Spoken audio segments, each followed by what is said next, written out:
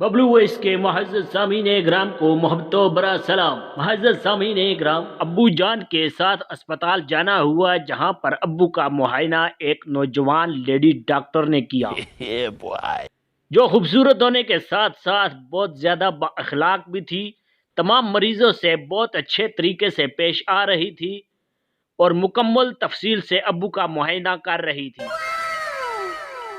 ابو کو blood pressure اور sugar دونوں کا مسئلہ ہے اور اس دن چونکہ ہم سفر میں تھے تو اتفاقاً ابو نے دونوں کی دوائی بھی نہیں کھائی ہوئی تھی۔ تو اس وجہ سے بلڈ پریشر بھی ہائی تھا اور شوگر بھی۔ تو وہ لیڈی ڈاکٹر صاحبہ ابو جان پر اتنی حجت سے غصہ کرنے لگی جیسے اپنی بہو یا بیٹی کرتی ہے کہ آپ دوائیاں وقت پر نہیں کھاتے، اپنی صحت کا دھیان نہیں رکھتے وغیرہ وغیرہ۔ اور میں یہ سب کچھ ساتھ کھڑا دیکھ رہا تھا۔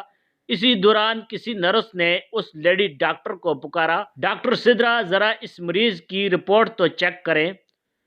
سدرا نام سنتے ہی میرے دل میں پیدا ہونے والے نیکی کے جذبے نے بروسلی والی کلابازی کھائی اور میں نے ابو کے کان میں جا کر کہا، ابو اگر ڈاکٹر سدرا ہمارے اپنے گھر میں ہوتی تو آپ کا کتنا دھیان رکھتی، آپ کا بلڈ پریشر اور شوگر وقت پر چیک کرتی، آپ کو دوائیاں وقت پر کھلاتی۔